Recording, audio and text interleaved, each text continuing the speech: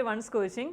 അപ്പോൾ ഇന്നീ സെഷനിൽ നമ്മൾ കോമ്പറ്റേറ്റീവ് എക്സാംസിന് ഇലക്ട്രിക്കൽ മെഷീൻസ് എന്ന് പറയുന്ന ടോപ്പിക്കിൽ നിന്ന് നമ്മൾ കണ്ടുവരാറുള്ള കുറച്ച് മോഡൽ ക്വസ്റ്റ്യൻസ്, നമ്മൾ റാൻഡമായിട്ട് സെലക്ട് ചെയ്ത കുറച്ച് ക്വസ്റ്റ്യൻസ്, അതാണ് നമ്മൾ ഇന്നീ സെഷനിൽ ഡിസ്കസ് ചെയ്യാൻ പോകുന്നത്. അപ്പോൾ നമുക്ക് ക്വസ്റ്റ്യൻസ് സ്റ്റാർട്ട് ചെയ്യാം. ഓക്കെ, അപ്പോൾ നമ്മുടെ ഫസ്റ്റ് ക്വസ്റ്റ്യൻ നമുക്ക് നോക്കാം. The armature resistance of 6-pole lap-wound DC machine is 0.05 ohm. If the armature is rewound as a wave winding, what is the armature resistance? നമുക്ക് ഓപ്ഷൻസ് തന്നിട്ടുണ്ട്. അപ്പോൾ ഇവിടെ എന്താണ് നമ്മുടെ ക്വസ്റ്റ്യൻ പറഞ്ഞിരിക്കുന്നത്? ആദ്യം നമ്മുടെ മെഷീൻ്റെ ആർമേച്ചർ വൈൻഡിങ് ലാപ്പ് കണക്റ്റഡ് ആയിരുന്നു അല്ലേ? ആ ലാപ്പ് കണക്റ്റഡ് വൈൻഡിങ്ങിനെ വീണ്ടും റീവൗണ്ട് ചെയ്ത് നമ്മളതിനെ വേവ് വൈൻഡിങ്ങിലോട്ട് കൺവേർട്ടഡ് ആകുമ്പം എഫക്റ്റീവ് ആർമേച്ചർ റെസിസ്റ്റൻസ് എത്രയായിരിക്കും എന്നാണ് നമ്മുടെ അടുത്ത് ചോദിച്ചിരിക്കുന്നത്. അപ്പോൾ ഫസ്റ്റ് കണക്ട് ചെയ്തിരിക്കുന്ന ഏതാണ്? ഫസ്റ്റ് ലാബ് കണക്ഷനാണ് അല്ലേ? ഫസ്റ്റ് ആർമേച്ചർ വൈൻഡിങ് ലാബ് ഫാഷനിലാണ് നമ്മൾ കണക്ട് ചെയ്തിരിക്കുന്നത്. നമുക്കറിയാം ലാബ് ഫാഷനിൽ നമ്മൾ കണക്ട് ചെയ്യുമ്പം നമ്പർ ഓഫ് പാരലൽ പാത്ത് എന്ന് പറയുന്നത് എന്താണ്? നമ്പർ ഓഫ് പോൾസ് ആണ് അല്ലേ? ദാറ്റ് ഈസ് ഈക്വൽ ടു 6 ആണ്. കാരണം നമ്മളിവിടെ ഒരു 6 പോൾ മെഷീനാണ് കൺസിഡർ ചെയ്തിരിക്കുന്നത്. അതായത് നമുക്ക് എന്തുണ്ടാവും? നമുക്ക് 6 പാരലൽ പാത്ത് നമുക്ക് കാണാൻ പറ്റും അല്ലേ? 1 2 3 4 5 6 അങ്ങനെ 6 പാരലൽ പാത്ത് നമുക്കുണ്ടാവും. ഈ 6 പാരലൽ പാത്തിൻ്റെ എഫക്റ്റീവ് ആർമേച്ചർ റെസിസ്റ്റൻസ് നമുക്ക് തന്നിട്ടുണ്ടല്ലേ? That is effective armature resistance lap കണക്ഷൻ്റെ നമുക്ക് 0.05 എന്ന് നമുക്ക് തന്നിട്ടുണ്ട്. അപ്പോൾ നമുക്ക് പറയാം ഇവിടെ ഓരോ പാരലൽ പാത്തിൻ്റെയും റെസിസ്റ്റൻസ് ലെറ്റ് R ആണെന്ന് നമ്മൾ അസ്യൂം ചെയ്യാം. R ആണെന്ന് അസ്യൂം ചെയ്ത് കഴിഞ്ഞാൽ R റെസിസ്റ്റൻസ് ഉള്ള അല്ലെങ്കിൽ R റെസിസ്റ്റൻസ് വരുന്ന 6 പാരലൽ പാത്തിൻ്റെ എഫക്റ്റീവ് റെസിസ്റ്റൻസ് എന്ന് പറയുന്നത് എന്തായിരിക്കും? ദാറ്റ് ഈസ് ഇവിടെ R എഫക്റ്റീവ് എന്ന് പറയുന്നത് പാരലൽ കണക്ഷനിൽ R/6 ആയിരിക്കും അല്ലേ? കാരണം 6 റെസിസ്റ്റേഴ്സ്, അതായത് ഒരു പാരലൽ പാത്തിൻ്റെ റെസിസ്റ്റൻസ് R ആണ്. അങ്ങനെ 6 പാരലൽ പാത്ത് ഉണ്ടെങ്കിൽ ആർമേച്ചറിൻ്റെ എഫക്റ്റീവ് റെസിസ്റ്റൻസ് എന്ന് പറയുന്നത് R/6 ആയിരിക്കും. ഓക്കെ, ഈ R/6ൻ്റെ വാല്യൂ നമുക്ക് ക്വസ്റ്റ്യനിൽ തന്നിട്ടുണ്ട്. എത്രയാണ്? 0.05 ഓം എന്നാണ് നമുക്ക് തന്നിട്ടുണ്ട് അല്ലേ?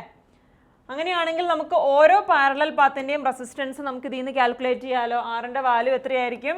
0.05 × 6 എന്ന് വരും അല്ലേ? അപ്പോൾ നമുക്കിത് ചെയ്യുമ്പോൾ നമുക്ക് എത്ര കിട്ടും?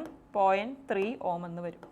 അതായത് ഓരോ പാരലൽ പാത്തിൻ്റെയും റെസിസ്റ്റൻസ് 0.3 ഓം ആയിരിക്കും. അങ്ങനെ 0.3 ഓമുള്ള 6 പാത്ത് അല്ലെങ്കിൽ 6 റെസിസ്റ്റൻസ് നമുക്ക് ഇവിടെ ഉണ്ട്. സോ ഇതിന് എന്താണ്? ഇനി നമ്മൾ ഇതിനെ കൺവേർട്ട് ചെയ്യാണ്. ഇതിനെ എങ്ങോട്ടാണ് കൺവേർട്ട് ചെയ്യുന്നത്? വേവ് ഫാഷനിലോട്ട് നമ്മൾ കൺവേർട്ട് ചെയ്യാണ്. സോ വേവ് ഫാഷനിൽ നമുക്കറിയാം എത്ര പാരലൽ പാത്തേ നമുക്കുള്ളൂ? 2 പാരലൽ പാത്താണ് നമുക്ക് വേവ് വൈൻഡിങ്ങിൽ നമുക്കുള്ളത്. സോ ഈ 6 കോമ്പിനേഷനെ നമ്മൾ 2 പാരലൽ പാത്തായിട്ട് നമ്മൾ സ്പ്ലിറ്റ് ചെയ്യണം അല്ലേ? അന്നേരം എങ്ങനെയാണ്? ഒരു പാരലൽ പാത്തിൽ 3 റെസിസ്റ്റർ നമുക്ക് സീരീസ് ആയിട്ട് കണക്ട് ചെയ്ത പോലെ അല്ലേ? അതായത് 0.3 ഓമിനെ ഞാനൊരു പാരലൽ പാത്തിൽ കൊടുത്തു, അടുത്ത 0.3 ഓമിനെ ഞാൻ അടുത്ത പാരലൽ പാത്തിൽ കൊടുത്തു. അങ്ങനെയല്ലേ എനിക്കിതിനെ വേവ് ആയിട്ട് കൺവേർട്ട് ചെയ്യാൻ പറ്റുള്ളൂ. അതായത് ഓരോ ആമിലും നമ്മൾ എന്താണ്? ഈക്വൽ റെസിസ്റ്റേഴ്സ് വെക്കുക. അങ്ങനെ ഞാനൊരു വേവ് വൈൻഡിങ് ആയിട്ട് കൺവേർട്ട് ചെയ്തു. ഇതിൽ ഓരോന്നിൻ്റെയും റെസിസ്റ്റൻസ് എത്രയായിരിക്കും? 0.3 ഓം വെച്ചായിരിക്കും അല്ലേ? ഇത് 0.3 ഓം ആയിരിക്കും, ഇത് 0.3 ഓം ആയിരിക്കും, 0.3 ഓം ആയിരിക്കും. അങ്ങനെ 0.3 ഓമുള്ള 6 പാരലൽ പാത്തിനെ എന്താണ്? നമ്മൾ 2 പാരലൽ പാത്തായിട്ട് നമ്മൾ കൺവേർട്ട് ചെയ്യുമ്പോൾ എന്ത് പറ്റും? ഒരു പാരലൽ പാത്തിൽ പറഞ്ഞ പോലെ 3 0.3 ഓം റെസിസ്റ്റേഴ്സ് വരുന്ന പോലെ ആയിരിക്കും നമുക്ക് അറേഞ്ച് ചെയ്ത് കൊടുക്കാൻ പറ്റുന്നത്. ഇനി നമുക്ക് എന്താ അറിയാം? ഇതിൻ്റെ ഈക്വലൻ റെസിസ്റ്റൻസ് ആണ് നമ്മളോട് ചോദിച്ചിരിക്കുന്നത്. അപ്പോൾ നമ്മൾ വേവ് വൈൻഡിങ്ങിൽ കണക്ട് ചെയ്തു. ഇനി ഈ ഒരു വേവ് കണക്റ്റഡ് മെഷീൻ അല്ലെങ്കിൽ വേവ് കണക്റ്റഡ് ആർമേച്ചറിൻ്റെ ഈക്വലൻ റെസിസ്റ്റൻസ് ആണ് നമ്മളോട് കാൽക്കുലേറ്റ് ചെയ്യാൻ പറഞ്ഞിരിക്കുന്നത്. ഇതിൻ്റെ ഈക്വലൻ റെസിസ്റ്റൻസ് എന്ന് പറയുന്നത് എന്തായിരിക്കും? 3.3 ഓം നമ്മൾ സീരീസ് ആയിട്ട് കണക്ട് ചെയ്ത് കഴിഞ്ഞാൽ എഫക്റ്റീവ് റെസിസ്റ്റൻസ് എന്ന് പറയുന്നത് ഒരു പാരലൽ പാത്തിലെ 0.9 ഓം ആയിരിക്കും. അതുപോലെ തന്നെ വേറൊരു പാരലൽ പാത്തും ഉണ്ട് അല്ലേ? അതായത് 0.9 ഓം. അപ്പം 2 0.9 ഓം പാരലായിട്ട് കണക്ട് ചെയ്ത എഫക്റ്റ് ആണ്. അപ്പോൾ നമുക്ക് R എഫക്റ്റീവിൻ്റെ വാല്യൂ എത്രയായിരിക്കും നമുക്ക് കിട്ടുന്നത്? R എഫക്റ്റീവിൻ്റെ വാല്യൂ എന്ന് പറയുന്നത് 0.9/2 ആണ്. 0.9/2 ചെയ്ത് കഴിഞ്ഞാൽ നമുക്ക് എത്ര കിട്ടും? 0.45 ഓം എന്ന് വരും അല്ലേ? സോ 0.45 ഓം ആയിരിക്കും നമ്മുടെ ആൻസർ വരുന്നത്. സോ ഓപ്ഷൻ ബി ആയിരിക്കും ആൻസർ, 0.45 ഓം. ഓക്കെ, ഈ ക്വസ്റ്റ്യൻ എല്ലാവർക്കും ക്ലിയർ ആയില്ലേ? അപ്പോൾ നമുക്ക് അടുത്ത ക്വസ്റ്റ്യനിലോട്ട് നോക്കാം. അടുത്ത question: A cumulative compound long shunt motor is driving a load at rated torque and rated speed. If the series field is shunted by a resistance equal to the resistance of the series field, keeping the torque constant, നമ്മുടെ options ഏതൊക്കെയാണ് ചോദിച്ചിരിക്കുന്നത്? Armature current increases, speed decreases, armature current decreases, none of this. Okay, അപ്പോൾ ഇവിടെ എന്താണ് പറഞ്ഞിരിക്കുന്നത്? നമ്മുടെ motor എന്ന് പറയുന്നത് ഒരു cumulative compound long shunt motor ആയിരുന്നു. ആദ്യം നമുക്ക് ഒരു ലോങ് ഷണ്ട് മോട്ടർ എന്ന് വരയ്ക്കാം. ലോങ് ഷണ്ട് മോട്ടർ എന്ന് പറയുമ്പോൾ എന്താണ്? ഇവിടെ നമുക്ക് നമ്മുടെ ആർമേച്ചർ ഉണ്ട്. ആർമേച്ചർ റെസിസ്റ്റൻസ് RA ആണ്. ഇത് ബാക്ക് EMF EB ഡെവലപ്പ് ചെയ്യുന്നു. ബ്രഷ് നമ്മൾ വരച്ചു. അതിനുശേഷം ലോങ് ഷണ്ട് എന്ന് പറയുമ്പോൾ എന്താണ്, ആർമേച്ചറിന് സീരീസ് ആയിട്ട് നമ്മൾ സീരീസ് ഫീൽഡ് വരച്ചു. അതിൻ്റെ റെസിസ്റ്റൻസ് RSC എന്നിരിക്കട്ടെ. അതിനുശേഷം ലോങ് ഷണ്ട് ആയതുകൊണ്ട് ആർമേച്ചറിനും സീരീസ് ഫീൽഡിനും കൂടെ കോമ്പിനേഷന് പാരലായിട്ടായിരിക്കും ഏത് വരുന്നത്, നമ്മുടെ ഷണ്ട് ഫീൽഡ് വരുന്നത്. Shunt field resistance RSH. അതിനുശേഷം നമ്മളതൊരു പോസിറ്റീവ് സപ്ലൈയിലോട്ട് നമ്മൾ കണക്ട് ചെയ്യുകയാണ്. ഓക്കെ, ലൈൻ കറണ്ട് IL ആണ്. ഷണ്ട് ഫീൽഡിൽ കൂടെ ഫ്ലോ ചെയ്യുന്ന കറണ്ട് ISH എന്ന് എടുക്കുക. അതുപോലെ തന്നെ സീരീസ് ഫീൽഡിൽ കൂടെ ഫ്ലോ ചെയ്യുന്ന കറണ്ടിനെ നമ്മൾ ISC എന്ന് എടുക്കുക, അല്ലെങ്കിൽ ആർമേച്ചർ കറണ്ട് എന്ന് തന്നെ എടുക്കാം. കാരണം ആർമേച്ചർ സീരീസ് ആയിട്ടാണല്ലോ വരുന്നത്. അപ്പം ഇതാണൊരു ലോങ് ഷണ്ട് മോട്ടർ എന്ന് പറയുന്നത്. ഇനി ഇതൊരു ക്യുമുലേറ്റീവ് കോമ്പൗണ്ട് ആണ്. ക്യുമുലേറ്റീവ് കോമ്പൗണ്ട് എന്ന് പറയുന്നത് എന്തായിരിക്കും, ഈ രണ്ട് ഫ്ലക്സും, അതായത് സീരീസ് ഫ്ലക്സും ഷണ്ട് ഫ്ലക്സും എയ്ഡിങ് ആണ്. കാരണം അത് രണ്ടും പ്രൊഡ്യൂസ് ചെയ്യുന്ന ഫ്ലക്സ് എന്ന്, അല്ലെങ്കിൽ റിസൾട്ടൻറ്റ് ഫ്ലക്സ് എന്ന് പറയുന്നത് എന്തായിരിക്കും, ഇതിൻ്റെ രണ്ടിൻ്റെയും സം ആയിരിക്കും. ബിക്കോസ് അത് എയ്ഡിങ് പൊളാരിറ്റിയിലാണ് നമ്മൾ കണക്ട് ചെയ്തിരിക്കുന്നത്. സോ റിസൾട്ടൻറ്റ് ഫ്ലക്സ് എന്ന് പറയുന്നത് φE + φSH ആയിരിക്കും. അതായത് ഷണ്ട് ഫീൽഡ് ഉണ്ടാക്കുന്നതും സീരീസ് ഫീൽഡ് ഉണ്ടാക്കുന്ന ഫ്ലക്സിൻ്റെയും സം ആയിരിക്കും ഒരു ക്യുമുലേറ്റീവ് കോമ്പൗണ്ട് മോട്ടറിൽ റിസൾട്ടൻറ്റ് ഫ്ലക്സ് എന്ന് പറയുന്നത്. ഓക്കെ, അപ്പോൾ ഇതാണ് നമ്മുടെ ഇപ്പോൾ ഇതാണൊരു cumulative compound long shunt motor എന്ന് പറയുന്നത്. ഇത് നമ്മുടെ ക്വസ്റ്റിനിൽ തന്നിരിക്കുന്നത് എന്താണ്, അതൊരു റേറ്റഡ് അതായത് ഒരു ലോഡിനെ അതെന്താണ് റൺ ചെയ്തുകൊണ്ടിരിക്കുമായിരുന്നു. ആ ലോഡ് മാറുന്നില്ല അവിടെ. ഇനി നമ്മൾ എന്താണ് ഈ കണ്ടീഷനിൽ നമ്മൾ ഈ സീരീസ് ഫീൽഡിനെ, ആ സീരീസ് ഫീൽഡിൻ്റെ റെസിസ്റ്റൻസ് തന്നെയുള്ള ഒരു റെസിസ്റ്റൻസ് വെച്ച് ഷണ്ട് ചെയ്തു എന്നാണ് പറഞ്ഞിരിക്കുന്നത്. അതായത് ഇതിന് പാരലായിട്ട് നമ്മളൊരു ഈ സീരീസ് ഫീൽഡിന് പാരലായിട്ട് നമ്മളൊരു റെസിസ്റ്റൻസ് കൊടുത്തു. അതിൻ്റെ റെസിസ്റ്റൻസും എന്ത് തന്നെയാണ്, സീരീസ് ഫീൽഡിൻ്റെ റെസിസ്റ്റൻസ് തന്നെയാണ്. അതായത് RSC തന്നെയായിരിക്കും നമുക്ക് ഏതിൻ്റെ റെസിസ്റ്റൻസും വരുന്നത്, നമ്മൾ ഈ പറഞ്ഞ ഷണ്ട് ഫീൽഡിൻ്റെ റെസിസ്റ്റൻസും വരുന്നത്. സോ ഇതും RSC തന്നെയായിരിക്കും. ഓക്കെ, അപ്പോൾ നമ്മൾ അങ്ങനെ ഷണ്ട് ചെയ്തു. സോ ഇങ്ങനെ ഷണ്ട് ചെയ്യുമ്പോൾ എന്താണ് പറ്റുന്നത്, ISC എന്ന് പറയുന്നൊരു കറണ്ട് ആയിരുന്നു ഇതിൽ കൂടെ ഫ്ലോ ചെയ്ത് നേരത്തെ, അതായത് വിത്തൗട്ട് ദിസ് ഷണ്ട് ISC എന്ന് പറയുന്നൊരു കറണ്ട് ആയിരുന്നു RSC കൂടെ ഫ്ലോ ചെയ്തുകൊണ്ടിരുന്നത്. അന്നേരം φSC എന്ന് പറയുന്നൊരു ഫ്ലക്സ് അവിടെ ക്രിയേറ്റ് ചെയ്യുന്നുണ്ടായിരുന്നു. ഇപ്പോൾ എന്താണ്, നമ്മൾ അതിനെ ഷണ്ട് ചെയ്തു. ഷണ്ട് ചെയ്ത് കഴിയുമ്പോൾ എന്ത് സംഭവിക്കും, ഈ ISCയുടെ ISC/2 ഷണ്ടിൽ കൂടെയും പോകും. ബാക്കി ISC/2 ആണ് ഇനി RSC കൂടെ പോകുന്നത് അല്ലേ. സോ എന്ത് സംഭവിക്കും, കറണ്ട്, അതായത് നേരത്തെ ISC എന്ന് പറയുന്ന ഒരു കറണ്ട് ആണ് സീരീസ് ഫീൽഡിലേക്ക് ഫ്ലോ ചെയ്തുകൊണ്ടിരുന്നതെങ്കിൽ ഇപ്പോൾ അത് എന്തായിട്ട് മാറി, ISC/2 ആയിട്ട് റെഡ്യൂസ് ആവും. സോ അങ്ങനെ ISC/2 ആയിട്ട് റെഡ്യൂസ് ആകുമ്പോൾ നമുക്ക് എന്ത് പറ്റും, φSC എന്നത് φSC/2 ആയിട്ട് റെഡ്യൂസ് ആവും അല്ലേ. φSC/2 ആയിട്ട് റെഡ്യൂസ് ആവും. സോ നമ്മുടെ റിസൾട്ടൻറ്റ് ഫ്ലക്സ് എന്ന് പറയുന്നത് എന്തായിരിക്കും, എന്ന് പറയുന്നത് φSC + φSH ആയിട്ട് വരും അല്ലേ. അതായത് ഫ്ലക്സിൻ്റെ വാല്യൂ എന്ത് സംഭവിക്കുന്നു, φSC/2 വരും. φSC/2 + φSH. അപ്പോൾ നമ്മുടെ ഫ്ലക്സിൻ്റെ വാല്യൂ എന്താണ് ഇവിടെ നടക്കുന്നത്, ഫ്ലക്സിൻ്റെ വാല്യൂ റെഡ്യൂസ് ആവുകയാണ് ചെയ്യുന്നത്. സോ ഫ്ലക്സിൻ്റെ വാല്യൂ റെഡ്യൂസ് ആയി. ഫ്ലക്സിൻ്റെ വാല്യൂ റെഡ്യൂസ് ആകുമ്പോൾ നമുക്കറിയാം ടോർക്ക് മാറുന്നില്ല അല്ലേ, കാരണം ഒരു ഗിവൺ ലോഡിനെയാണ് അത് അവിടെ റൺ ചെയ്തുകൊണ്ടിരിക്കുന്നത്. സോ ടോർക്കിൻ്റെ വാല്യൂ എന്ന് പറയുന്നത് റേറ്റഡ് സ്പീഡിലുമാണ് റൺ ചെയ്യുന്നതെന്ന് നമുക്ക് തന്നിട്ടുണ്ട്. So torque is proportional to φ × Ia ആണ്. ആണല്ലോ. അപ്പോൾ ഇവിടെ എന്ത് സംഭവിച്ചു, നമ്മളിതിനെ ഷണ്ട് ചെയ്തപ്പോൾ ഫ്ലക്സിൻ്റെ വാല്യൂ കുറഞ്ഞു. ഫ്ലക്സിൻ്റെ വാല്യൂ കുറയുമ്പം ടോർക്ക് മെയിൻറ്റെയിൻ ചെയ്യണമെങ്കിൽ, അല്ലെങ്കിൽ ടോർക്ക് കോൺസ്റ്റൻ്റ് ആയിട്ട് മെയിൻറ്റെയിൻ ചെയ്യണമെങ്കിൽ ഏത് ഇൻക്രീസ് ചെയ്യണം, ആർമേച്ചർ കറണ്ടിൻ്റെ വാല്യൂ അവിടെ ഇൻക്രീസ് ചെയ്തിരിക്കണം അല്ലേ. അപ്പോൾ ആർമേച്ചർ കറണ്ടിൻ്റെ വാല്യൂ ഇൻക്രീസ് ചെയ്യാണ് ചെയ്യുന്നത്. സോ നമ്മുടെ ഓപ്ഷൻ ഏതായിട്ട് വരും, armature current, value of armature current increases. Armature current decrease എന്ന് പറയുന്ന റോങ് ആണ്, സ്പീഡ് ഡിക്രീസ് എന്ന് പറയുന്ന റോങ് ആണ്. കാരണം ഫ്ലക്സിൻ്റെ വാല്യൂ കുറയാണ്. സോ സ്പീഡ് ഇൻക്രീസ് ആണ് അവിടെ നടക്കുന്നത് അല്ലേ. അപ്പോൾ നമ്മുടെ കറക്റ്റ് ഓപ്ഷൻ വരുന്നത് armature current increases, option A ആയിരിക്കും നമ്മുടെ കറക്റ്റ് ആൻസർ എന്ന് പറയുന്നത്.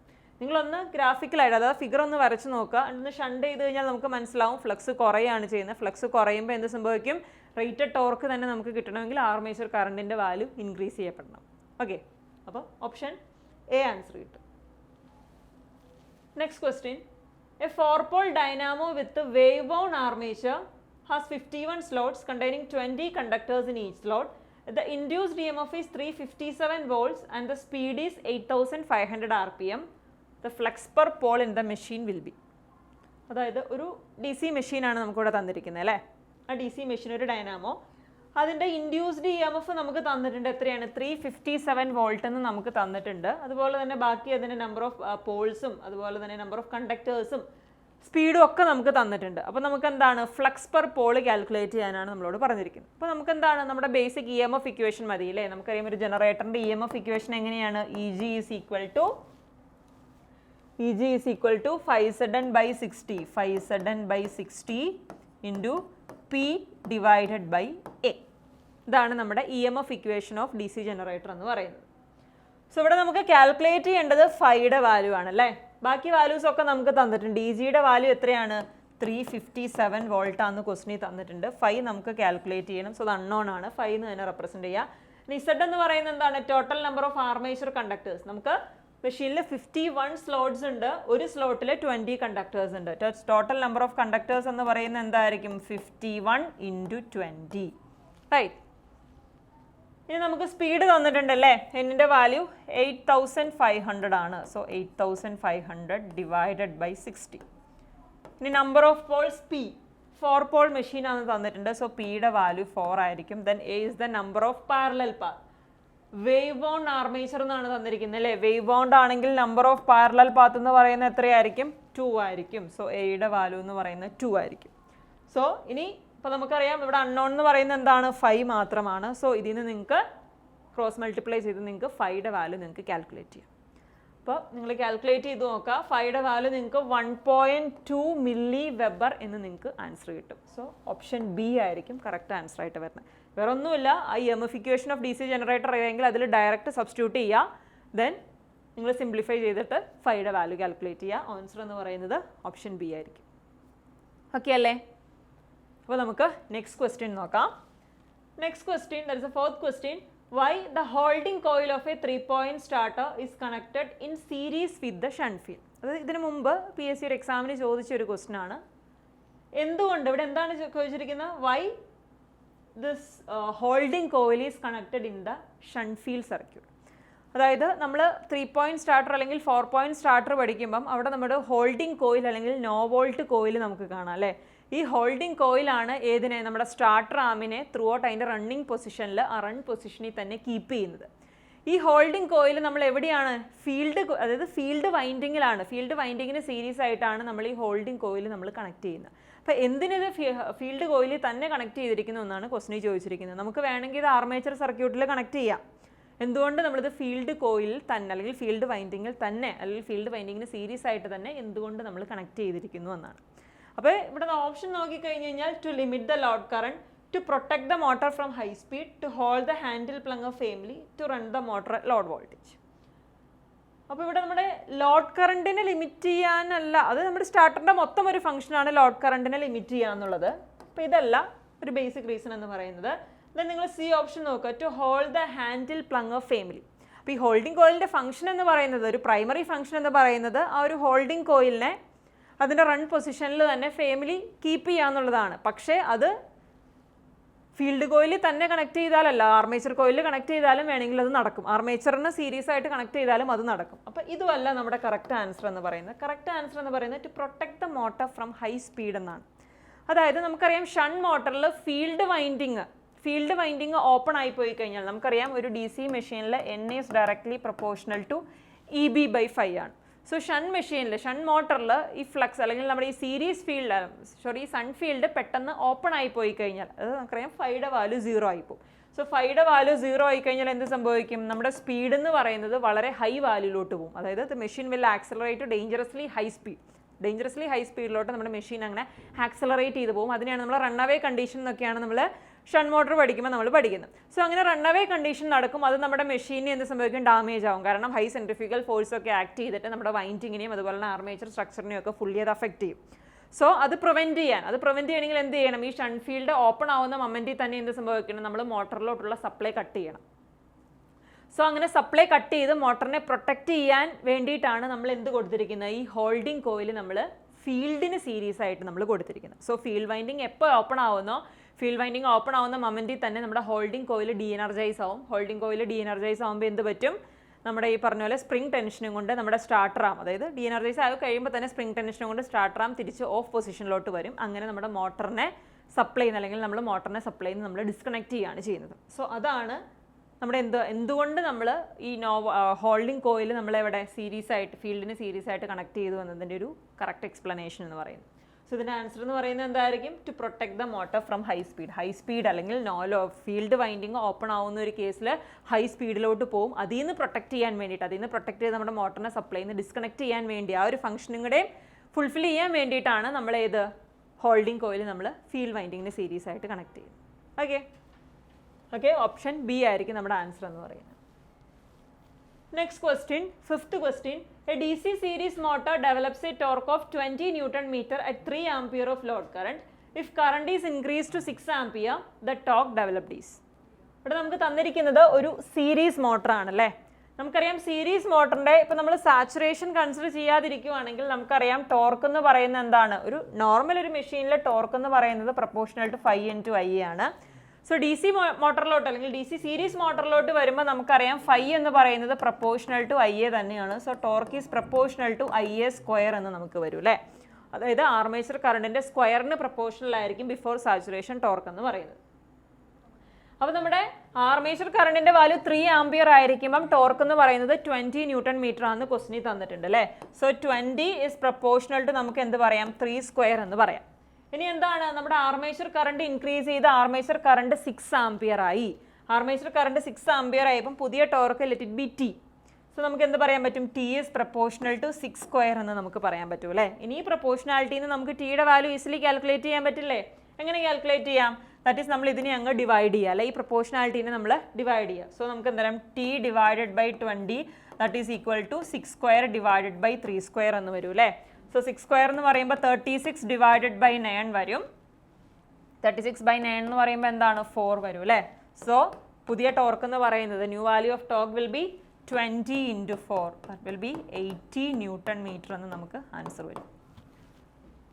ക്ലിയർ അല്ലേ. അപ്പോൾ നമ്മുടെ ആൻസർ ഏത് വരും, ഓപ്ഷൻ ബി ആയിരിക്കും. That is 80 newton metre. Torque will be 80 newton metre. Clear അല്ലേ. നെക്സ്റ്റ് ക്വസ്റ്റ്യൻ നമുക്ക് നോക്കാം. Next question the last question ആണ്. The starting line current of a 415 volt 3-phase delta connected induction motor is 120 ampere. When rated voltage is applied to its stator winding, അതായത് rated voltage apply ചെയ്യുമ്പോൾ നമ്മുടെ induction മോട്ടറിന്റെ starting current 120 ampere ആണ്. അതായത് rated voltage ആയ 415 volt ആണ് നമ്മളിവിടെ apply ചെയ്യുന്നത്. The starting line current at a reduced voltage of 110 volt in ampere is. ഇവിടെ എന്താണ് നമ്മുടെ ക്വസ്റ്റ്യനിൽ പറഞ്ഞിരിക്കുന്നത്, നമ്മുടെ ഇൻഡക്ഷൻ മോട്ടർ നമ്മുടെ നോർമൽ വോൾട്ടേജ് ആയ 415 വോൾട്ട് നമ്മൾ അപ്ലൈ ചെയ്തു. 415 വോൾട്ട് അപ്ലൈ ചെയ്തപ്പം അതിൻ്റെ സ്റ്റാർട്ടിംഗ് കറണ്ട് എന്ന് പറയുന്നത് എത്രയായിരുന്നു എന്നാണ് ക്വസ്റ്റ്യനിൽ പറഞ്ഞിരിക്കുന്നത്, 120 ആംപിയർ ആയിരുന്നു. ഇനി നമ്മൾ എന്താണ് ചെയ്തത്, സ്റ്റാർട്ടിംഗ് വോൾട്ട് അല്ലെങ്കിൽ നമ്മൾ ഈ പറഞ്ഞ സ്റ്റാർട്ടിംഗ് മൊമെന്റിൽ നമ്മൾ അപ്ലൈ ചെയ്യുന്ന വോൾട്ടേജ് നമ്മൾ റെഡ്യൂസ് ചെയ്തു. വോൾട്ടേജ് റെഡ്യൂസ് ചെയ്തിട്ട് നമ്മൾ 110 വോൾട്ട് ആയിട്ട് നമ്മൾ അപ്ലൈഡ് വോൾട്ടേജ് റെഡ്യൂസ് ആയി. സോ അപ്ലൈഡ് വോൾട്ടേജ് റെഡ്യൂസ് ആകുമ്പോൾ നമുക്ക് എന്ത് പറ്റും, നമുക്കറിയാം സ്റ്റാർട്ടിംഗ് കറണ്ടും റെഡ്യൂസ് ആകും. അതാണ് നമ്മൾ സ്റ്റാർട്ടിംഗ് മെത്തേഡ്സിലൊക്കെ ഇൻഡക്ഷൻ മോട്ടറിൽ പഠിക്കുന്നത് അല്ലേ. വോൾട്ടേജ് റെഡ്യൂസ് ആകുമ്പം സ്റ്റാർട്ടിംഗ് കറണ്ടും പ്രൊപ്പോർഷനേറ്റ്ലി റെഡ്യൂസ് ആകും. സോ ഇവിടെ വോൾട്ടേജ് 415 വോൾട്ടിൽ നിന്ന് 110 വോൾട്ട് ആയിട്ട് റെഡ്യൂസ് ആയി. സോ എത്ര ഫാക്ടറാണ് നമ്മുടെ വോൾട്ടേജ് റെഡ്യൂസ് ആയിരിക്കുന്നതെന്ന് അറിയാൻ നമുക്ക് എന്ത് ചെയ്യണം, X is equal to 110 divided by 415 നിങ്ങൾ ചെയ്യാം. സോ എക്സ് ഫാക്ടർ നമ്മൾ എന്തായി, വോൾട്ടേജ് റെഡ്യൂസ് ആക്കി. So X factor voltage reduce ആക്കുമ്പോൾ let the new starting current be IST dash നമ്മൾ റെപ്രസെൻറ്റ് ചെയ്യുവാണെങ്കിൽ IST ഡാഷിൻ്റെ വാല്യൂ എന്തായിരിക്കും, എക്സ് ടൈംസ് ISC. ഇവിടെ ISC എന്ന് പറയുന്നത് നോർമൽ വോൾട്ടേജ് 415 വോൾട്ട് ആയിരുന്നപ്പോൾ ഉള്ള കറണ്ട് നമ്മൾ IST എന്ന് റെപ്രസെൻറ്റ് ചെയ്യുവാണെങ്കിൽ വോൾട്ടേജ് എക്സ് ഫാക്ടർ അല്ലെങ്കിൽ എക്സ് ഫ്രാക്ഷൻ നമ്മൾ റെഡ്യൂസ് ചെയ്ത് കഴിഞ്ഞപ്പം പുതിയ കറണ്ട് എന്ന് പറയുന്നത് എന്തായിരിക്കും, എക്സ് ടൈംസ് ISC ആയിരിക്കും അല്ലേ. സോ IST ഡാഷ് എക്സിൻ്റെ വാല്യൂ നമുക്കറിയാം അല്ലേ, 110 ഡിവൈഡഡ് ബൈ 415 ആണ്. ISC എന്ന് പറയുന്ന normal voltage, that starting current with normal voltage എന്ന് പറയുന്നത് 120 ആംപിയർ ആണ്. അതാണ് നമ്മുടെ IST എന്ന് പറയുന്നത്. ഓക്കെ, അപ്പം നമുക്ക് ഇൻറ്റു 120 എന്ന് വരും.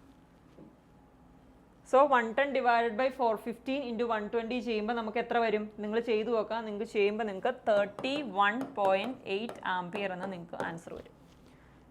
ഓക്കെ, അപ്പോൾ നമ്മുടെ ആൻസർ എന്ന് പറയുന്നത് ഏതായിരിക്കും, ആൻസർ ഓപ്ഷൻ എ ആയിരിക്കും, 31.8 ആംപിയർ. ഇവിടെ നമ്മളൊന്നും നോക്കണ്ട, അതായത് വോൾട്ടേജ് എക്സ് ഫാക്ടർ അല്ലെങ്കിൽ എക്സ് ടൈംസ് റെഡ്യൂസ് ആയി എന്ന് പറയുമ്പം അതേ ടൈംസ് തന്നെയായിരിക്കും നമ്മുടെ ഏതും റെഡ്യൂസ് ആവുന്നത്, നമ്മുടെ സ്റ്റാർട്ടിംഗ് കറണ്ടും റെഡ്യൂസ് ആവുന്നു. ആ ഒരു എക്സിൻ്റെ വാല്യൂ, ആ റിഡക്ഷൻ ഫാക്ടർ എക്സിൻ്റെ വാല്യൂ ഒന്ന് കാൽക്കുലേറ്റ് ചെയ്താൽ മതി. എക്സിൻ്റെ വാല്യൂ 110/15 നമുക്ക് കിട്ടും. ഇത് വെച്ചിട്ട് നമ്മൾ നമ്മുടെ നേരത്തെ ഉണ്ടായിരുന്ന സ്റ്റാർട്ടിംഗ് കറണ്ടിനെ നമ്മൾ മൾട്ടിപ്ലൈ ചെയ്യുമ്പോൾ നമുക്ക് ഇപ്പോൾ ഉള്ള സ്റ്റാർട്ടിംഗ് കറണ്ട് നമുക്ക് കാൽക്കുലേറ്റ് ചെയ്യും. ഓക്കെ, അപ്പോൾ നമുക്ക് ഓപ്ഷൻ എ ആയിരിക്കും കറക്റ്റ് ആൻസർ എന്ന് പറയുന്നത്. ഓക്കെ, അപ്പോൾ ഇത്രയും ക്വസ്റ്റ്യൻസ് ആണ് നമ്മൾ ഇന്ന് ഈ സെഷനിൽ ഡിസ്കസ് ചെയ്ത്. ഇതുപോലുള്ള കൂടുതൽ ക്വസ്റ്റ്യൻസ് നമുക്ക് ഇനി വരുന്ന ഓരോരോ സെഷനിലായിട്ട് നമുക്ക് ഡിസ്കസ് ചെയ്യാം. അപ്പം എല്ലാവരും നന്നായിട്ട് പഠിക്കുക. Keep watching our channel. Thank U.